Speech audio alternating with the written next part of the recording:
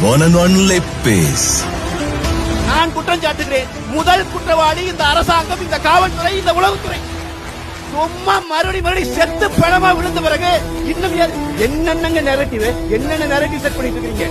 முதல் நாள்ல தொடங்கினதுல இருந்து இப்ப வரைக்கும் நாங்க கொண்டு போய் ஒரு அனுமதியை எழுதி கொடுக்கிற போது காவல் நிலையத்திலே எவ்வளவு பேர் வருவார்கள் என்பதை நாங்கள் சொன்ன பிறகு தனித்தனியாக ஒவ்வொரு நகர செயலாளரை, ஒவ்வொரு பகுதி செயலாளரை, ஒவ்வொரு கிளை செயலாளர் வரைக்கும் ஐஎஸ் தொடர்பு கொள்வார், உளவுத்துறை அதிகாரி தொடர்பு கொள்வார். சார் எத்தனை வண்டி வருது, சார் எத்தனை பேர் போறீங்க, நாங்க சொல்ற கணக்கு மட்டும் எடுத்துக்க மாட்டார்.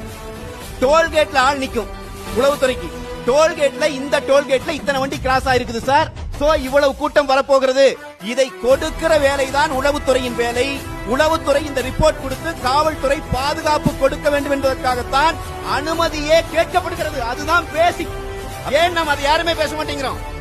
விஜய் நேரம் கழிச்சு வந்தார். விஜய்க்கு கொடுக்கப்பட்ட நேரம் என்ன சொல்லுங்க? அனுமதி நேரம் என்ன? 3 to 10 அனுமதி நேரம் கொடுத்தது யார்? காவல்துறை. அனுமதி கொடுத்த இந்த நேரத்திற்குள் விஜய் 2:59 வந்து கலவரம் செய்திருந்தால் விஜய் குற்றவாளி. 10:01 வந்து கலவரம் செய்திருந்தால் குற்றவாளி. 3 to 10 வரைக்கும் முழுமையான நேரமும் பாதுகாப்பு கொடுக்கிறேன் என்று காவல்துறை உத்தரவு கொடுத்திருக்கிறது.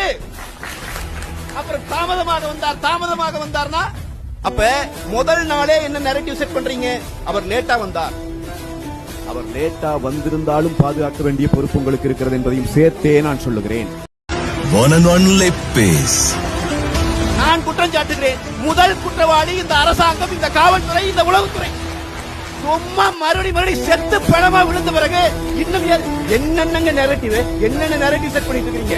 முதல் நாள்ல தொடங்கினதுல இருந்து இப்ப வரைக்கும் நாங்க கொண்டு போய் ஒரு அனுமதியை எழுதி கொடுக்கிற போது காவல் நிலையத்திலே எவ்வளவு பேர் வருவார்கள் என்பதை நாங்கள் சொன்ன பிறகு தனித்தனியாக ஒவ்வொரு நகர செயலாளரை, ஒவ்வொரு பகுதி செயலாளரை, ஒவ்வொரு கிளை செயலாளர் வரைக்கும் ஐஎஸ் தொடர்பு கொள்வார், உளவுத்துறை அதிகாரி தொடர்பு கொள்வார்.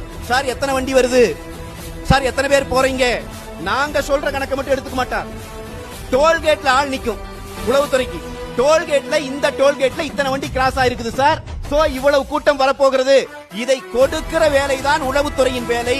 உளவுத்துறை இந்த ரிப்போர்ட் கொடுத்து காவல்துறை பாதுகாப்பு கொடுக்க வேண்டும் என்பதற்காகத்தான் அனுமதியே கேட்கப்படுகிறது. அதுதான் பேசிக். ஏன் நாம் அதை யாருமே பேச மாட்டேங்கிறோம்? விஜய் நேரம் கழிச்சு வந்தார். விஜய்க்கு கொடுக்கப்பட்ட நேரம் என்ன சொல்லுங்க? அனுமதி நேரம் என்ன? 3 to 10 அனுமதி நேரம் கொடுத்தது யார்? காவல்துறை. அனுமதி கொடுத்த இந்த நேரத்திற்குள் விஜய் 2:59 வந்து கலவரம் செய்திருந்தால் விஜய் குற்றவாளி. 10:01 வந்து கலவரம் செய்திருந்தால் குற்றவாளி.